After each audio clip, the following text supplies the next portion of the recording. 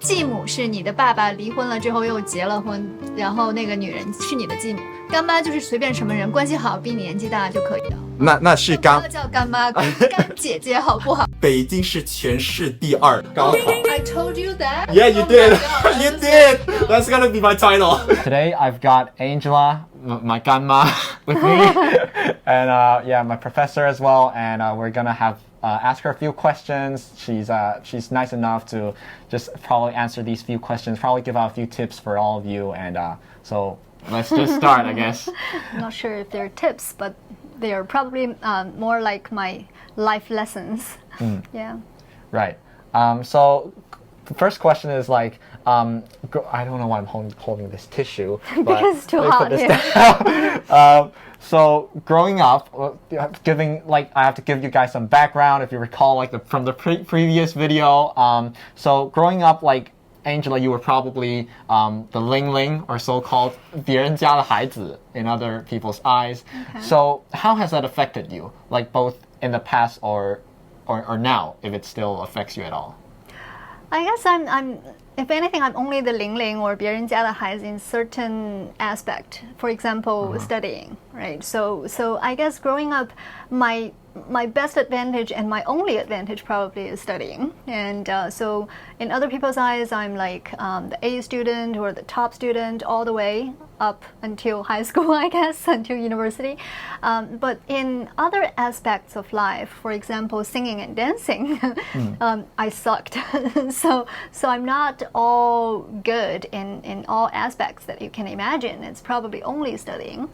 And I think that did affect me a lot. So on the one hand, I feel proud of myself, of being the A student, right? And also I'm happy that I can make my parents proud of myself because they take studying very seriously.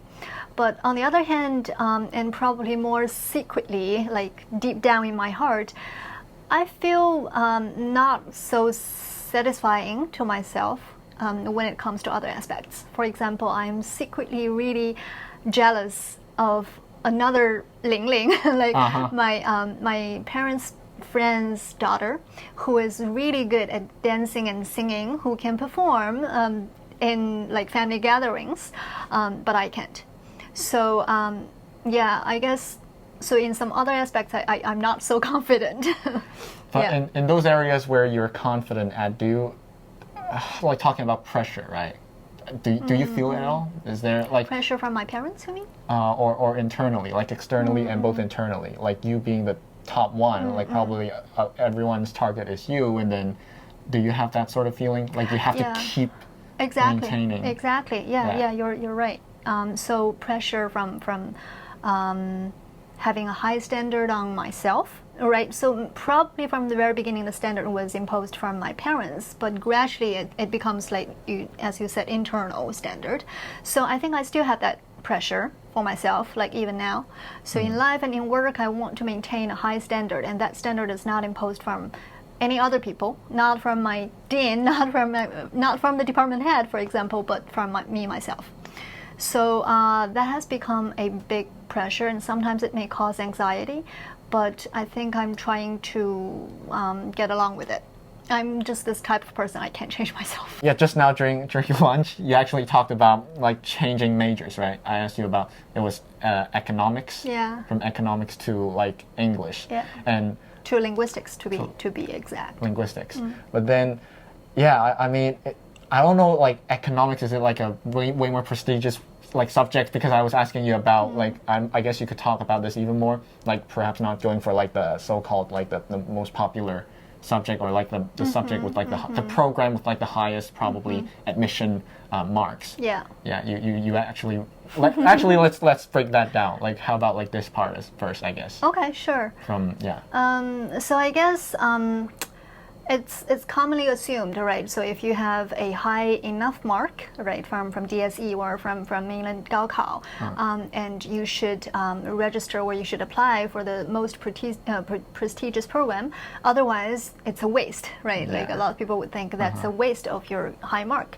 From my perspective, I didn't think things in that way. Like the most popular or the most prestigious, that kind of thing, did not attract me a lot. Not from the very beginning. From the very beginning, I was also like every child, maybe every human being, I think, has this kind of like 虚荣, right? So we pursue things that look the brightest. But starting from a certain point in my life, probably tracing back, I think probably it was due to my Gaokao, 复读. I don't know how to say it in English. When you retake the retaking of the mainland Gaokao.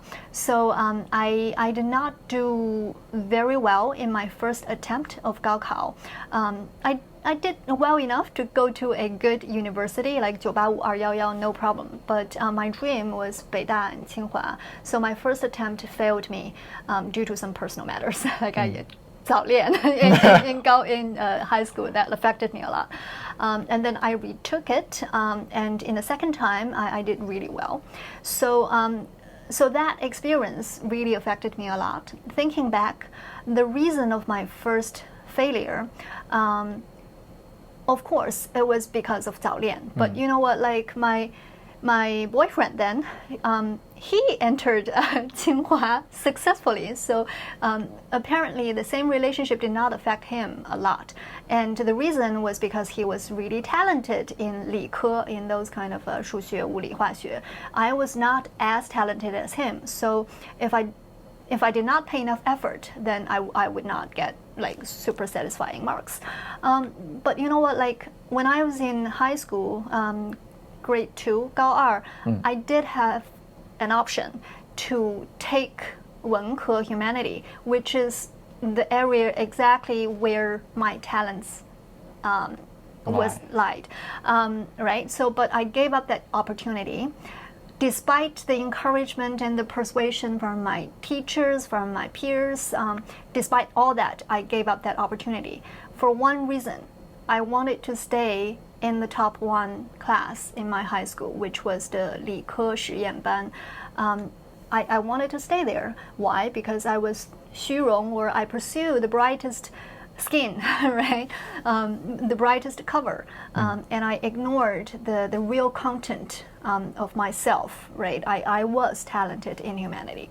And then when I was deciding to retake Gaokao, because it was the only chance, right? I don't want to retake it for a second time.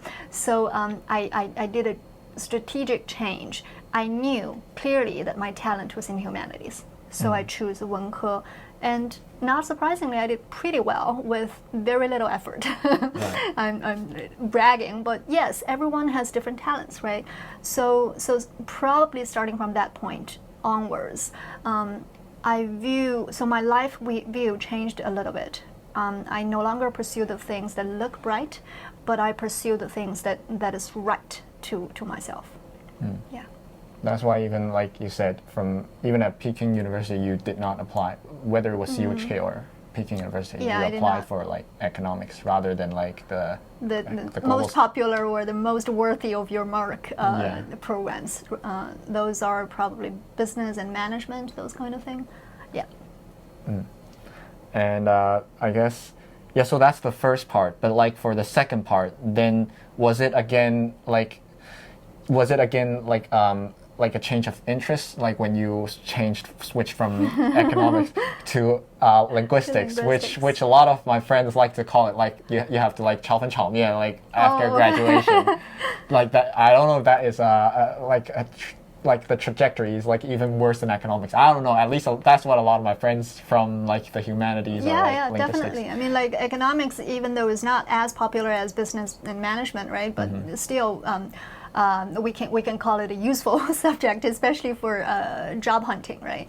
Linguistics, who knew about linguistics then, right? I myself didn't even know linguistics. I know English, I know Chinese majors, but I never heard about linguistics.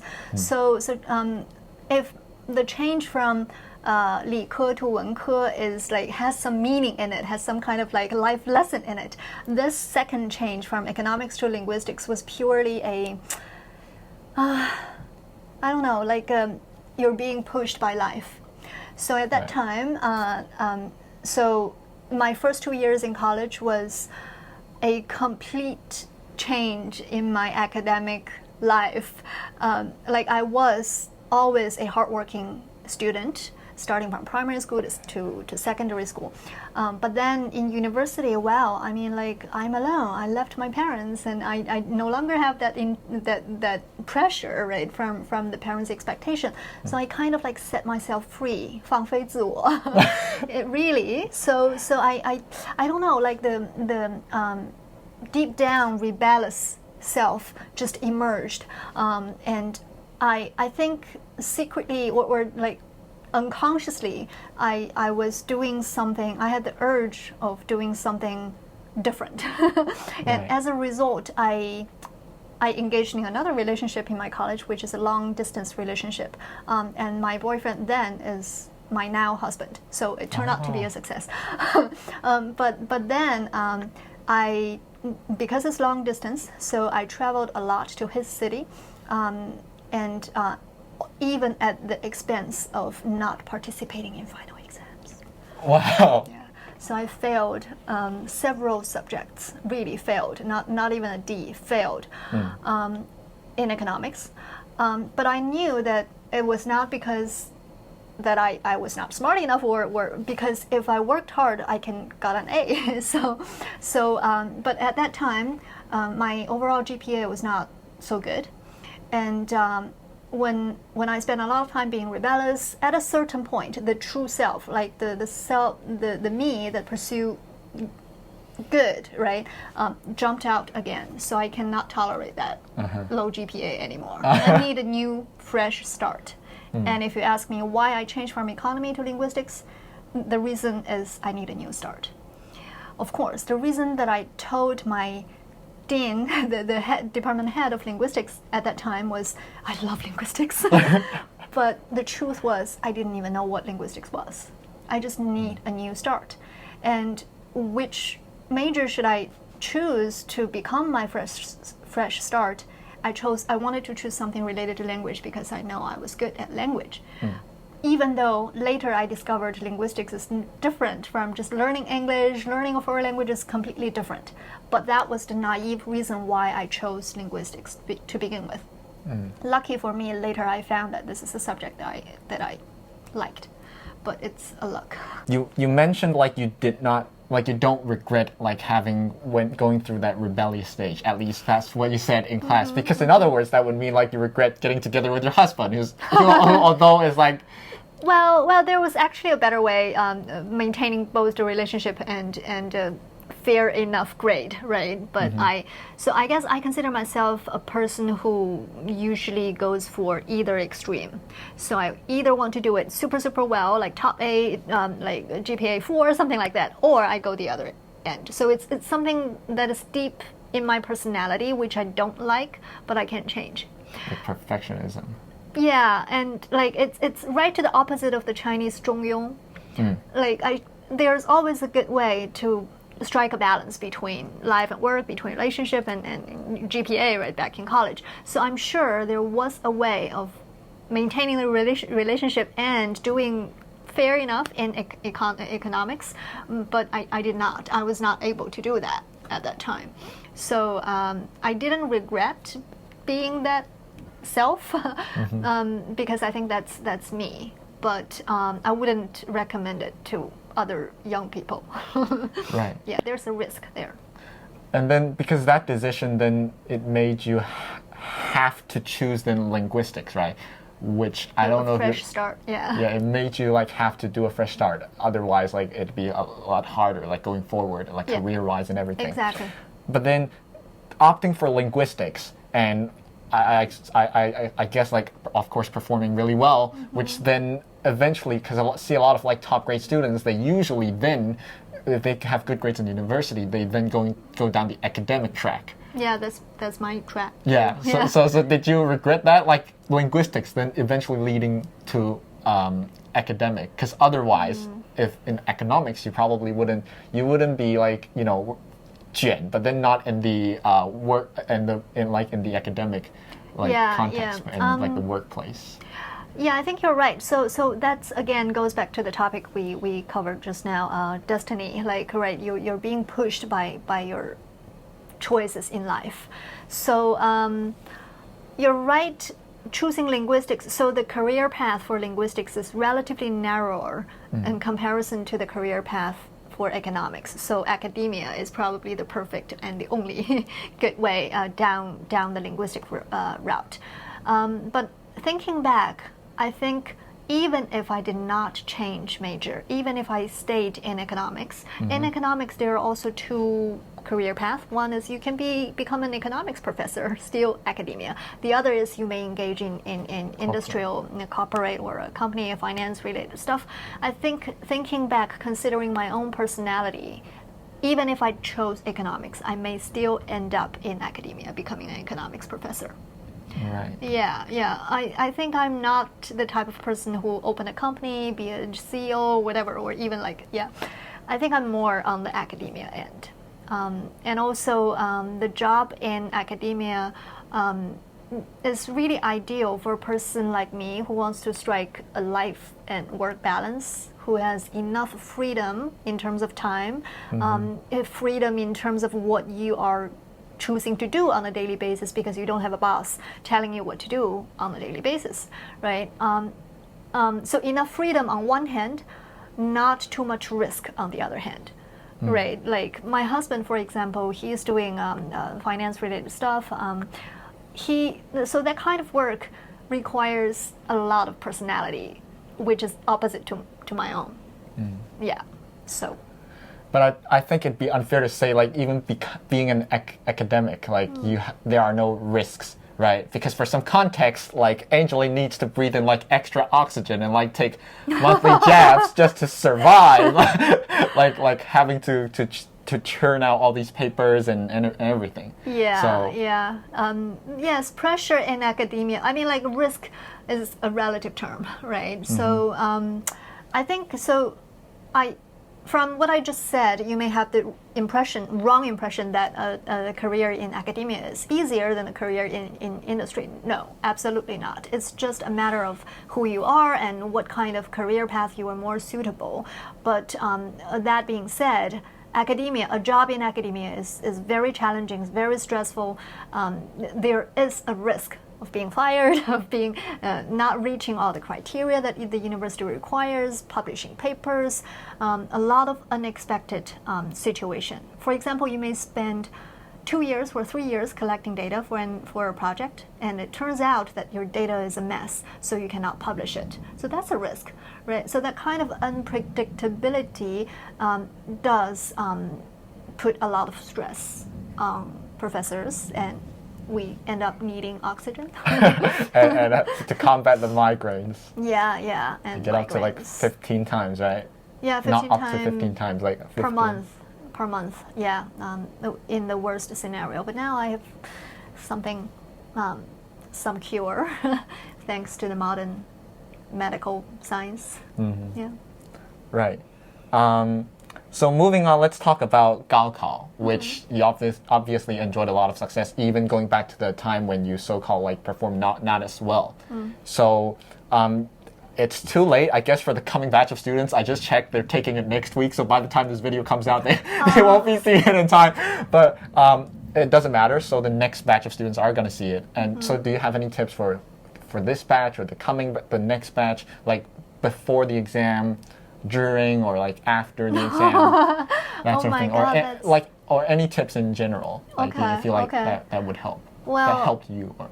I don't think I can provide any useful tips for how to do well in Gaokao, because it's just too far away in my life. I can vaguely recall. But I do have one comment, like, really, students, if you are thinking Gaokao is like the most difficult thing in your life right now, in 10 years, think back, it's the easiest thing ever in life, because it's constrained. You have a checklist. You know, if you do A, B, C, D, you will succeed. Like, of course, like, nothing is 100% guaranteed, but compared to other challenges in life, Gaokao is like the most assured, is the most certain path to succeed or to fail. So just seek this opportunity. I think this is probably the few opportunities in life which one can really seize to make a change in your life. Down the road in your life, there are a lot of things that are beyond your control. like you pay a lot of effort, no guarantee, and not even the likelihood of being successful is not even going to be increasing as you pay more effort. So yeah, seize the opportunity and do well. Right. And now, yeah, let's go on to another question. You've been in Hong Kong, like having done your undergrad as well as working here for, I calculated it's been 8 years. I don't know if that's correct. Together? Yeah. So I spent 5 years in Hong Kong when I was in college, and then now 4 years? So 9. So 9, I guess, yeah. 9 years. Yeah. So how did you find like studying or working here? So when I was studying, when I was a college student, I didn't like Hong Kong a lot. I hated it once. Right. But now I love it a lot, and I think me and my husband are settled here in Hong Kong, where we are determined to be settled here. I think I can't put it very clearly like what changed, but for one thing, I think when I was a college student, I for the first time of life, I left home. I went to a completely new environment with no language advantage, with a completely different culture. So I felt stressed, or I can't really find myself in the new environment. So I think all human beings have this kind of like self-protection mechanism. So when you are not enjoying yourself, when you're not feeling like you're being your true self in a particular context or environment, the easiest way is to blame the environment, right? Rather than blaming you yourself. So I think one of the reasons why I didn't like Hong Kong then was because I didn't like the me in that environment then. So instead of blaming myself, I blame the environment. I say like, well, this is Hong Kong, I don't like it. I want to leave, to go to the United States or to go back to mainland China. Another reason, I think we have to admit, is the economic status when I was a student. I was poor, even though I had full scholarship, but the tuition was covered, the accommodation was covered, but still poor student, right? You know, Hong Kong, a lot of the Hong Kong resources, you can only enjoy them when you have enough money. You don't have to be super rich, but you have to be financially good to enjoy a lot of the resources in Hong Kong. So that's another reason. Also network, how like your world horizon, whether you're confident about yourself, a lot of different factors pitch in. So back then I was just a timid college student who did not have enough confidence in myself, and especially when you're put in a new environment, you're not familiar with a lot of things, that adds to the inconfidence. So that leads to the disliking of Hong Kong. But now, like the second time this time back in 2019, when I came back from Hong Kong, I viewed the world, right? I spent 10 years in the United States, traveled to a lot of places. I got my PhD degree. So my confidence was, I would consider myself a confident person with enough horizon, with enough knowledge of the world. So I'm not afraid of this new environment. Or Hong Kong is not so new to me, but still it's different. But I'm not afraid of it, and I was able to embrace any new challenges. So I feel like a lot of things are under my control this time when I came back, and also financially I'm in a better position. So and of course Hong Kong is really a lovable city. So the Hong Kong people are nice, my students are nice, my colleagues are nice, and there are a lot of good places to go in Hong Kong to enjoy, food-wise, hiking-wise, right, environment-wise, fashion-wise. I like one of my biggest hobby, I don't know whether I can consider it hobby, is fashion. I really like it. I like to shop, to just see all those beautiful dresses, clothing, and jewelries. So Hong Kong provides that as well. So yeah, in general, I'm in love with Hong Kong. Yeah. But you think it's I've asked some other people, would you recommend like fellow like mainland students or for them going to come here, either for study or for work? I would in general encourage any students, not only mainland but also like any students, to go to another place, to go to another city, to go to another place of a different culture. at a certain time in your life. I wouldn't actually encourage it at very early stage of one's life. Like if I had a child, I would encourage him or her to at least go abroad or to go to another city in university. Like I wouldn't encourage to do it so early because I'm a deep believer in establishing a solid identity first. If you do it too early, there's a risk of losing your true identity, and sometimes you may, like if you, for example, to go abroad or to go to a new city, new environment when you were in primary school or something like that, you're still building your identity, and there's a risk there. So I would encourage any young student to go to another city, a new environment, ideally in high school or in university, just to know more about the world, to broaden your horizon. Yeah, I think it's a very necessary step for self-development. Then, like, whether you want to stay abroad, like say in the States, or that is like another matter. But I guess you can only make a decision, or you can only make a judgment or evaluation after you know things, right? Like you can only make a comparison between, for example, the United States and China when you live in both places for a couple of years, right? Otherwise, you don't have the right to make the judgment. All your experience is secondhand, then right, there's no basis for any comparison to be made. So the key is like experiencing things before you have the right to make any decision, I guess. Exactly. And even setting life decisions aside, I think my life philosophy is what is life, right? Life is all about experience. So whether right or wrong, whether rich or poor, I think life is all about experience. And a lot of my life decisions is actually made based on this life philosophy. I want to experience more. Of course, I don't want to risk my life and experience something like too extreme, right? And other things like maybe drugs, is not something that you should easily experience, right? But setting those extreme things aside, I think including more diversity, including more types of different experience is going to enrich your life a lot. And to me, that's what constitutes life itself, to experience more.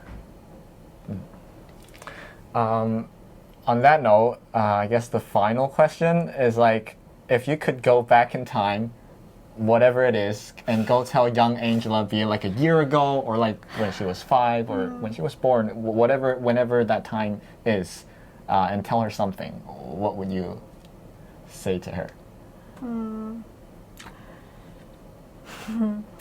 I think, well, so before I say anything, I want to emphasize, I think everyone's life is just a unidirection road without going back.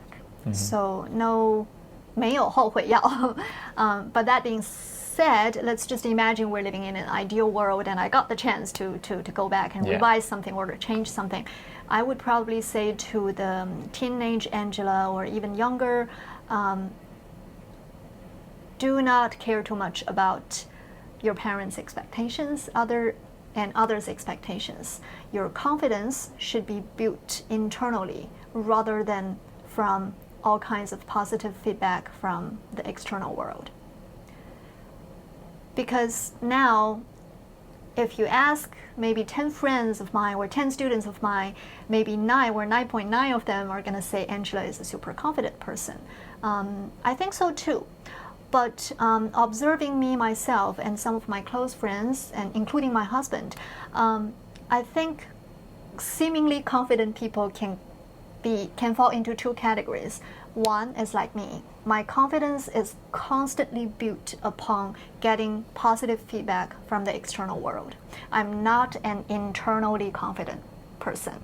Whereas my husband and some of my other close friends, they are just internally confident. They truly have faith in themselves. They do not need to constantly feed on positive feedback from the environment. I envy them a lot. I think those kind of people, they live more freely, more 舒适, 安心, like they are really, their world is risk-free. They don't worry about stuff. But people like me, the reason why I am confident now is because of my success in the past. Like a lot of small or big success build the current confident me. But if I keep receiving negative feedback from the environment, my confidence is going to decrease, and I don't like that. It's too fluctuating, too unstable. Yeah. But I guess you must have had, I guess, like some sort of like backtracking, right? Like going back to your rebellious self. That was, I guess, sort of like everything at that point of your life before then has been very going smoothly. Like it's like an upward trend. But at least I guess you had to deal with that, right? When you said like your serious self came out and then. I think the very reason for me to be rebellious at that time was because some part of me did not like the top student me, right? So everyone says like 学习好 is definitely good, but some part of me did not like that me. I wanted to be not 学习好. I wanted to be the dancing and singing girl, or I wanted to be the relaxing girl who can laugh freely in front of cameras. Back then I was not relaxing at all. I was like really nervous. Now much better, experiencing a lot. So part of me did not like that version of me. So that's why I became rebellious. Although I did not know at that time why I became so rebellious, but now thinking back, I think that's the reason. So I guess everyone's life is kind of like being yourself at that stage, unconsciously evaluating yourself at that stage, and either proceed with the same self or trying so hard to change if you don't like that version of yourself. But it's not the case that every person is lucky enough to change in the right direction. By right, I mean socially acceptable or a direction that would lead you to a socially defined success.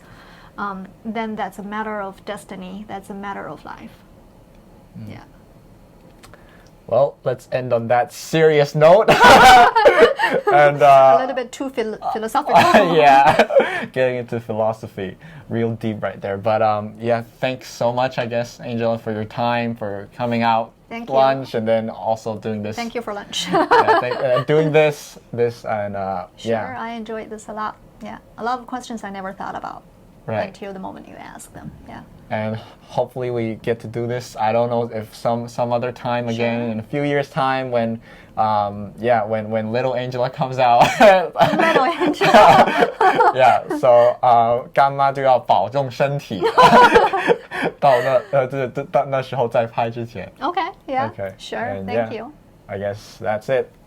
All right. That's Bye. it. There's a video clip I want to show you. Okay. So it's from one of those 高考剧。还没睡啊？啊，我再复习一会儿。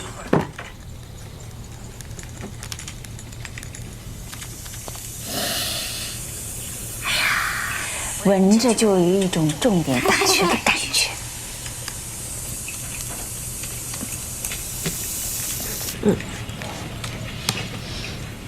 多谢。别太晚了啊。这是氧气 Oh my god. Okay. 这是氧气了。Oh my god, this mom is so. Oh, okay. Yeah. Yeah. I'm glad that my parents didn't do that to me. Oxygen. At the age of like whatever. Yeah, you know what? That's the parents' expectation I was talking about. That it's one kind of like untouchable, unfeelable, but really existing pressure. Yeah. When I become a parent, in one day, I will constantly tell myself, do not do that to my child. Yeah. Do not let your expectation out too much on your child. Yeah. I'm not blaming my parents. I love them. The little Angela will see this anyways. You can show her this. Okay, yeah, at least I have a good intention, and no matter what, I mean, like, maybe I will eventually become that kind of mother, but at least my intention was good. I try not to become that type. Hey homies, I hope you enjoyed this clip. If you did, here's a full playlist of sharings from other top-notch people I've met. Like, comment, subscribe, 一键3连, and I will see you in the next one. Alright guys, peace.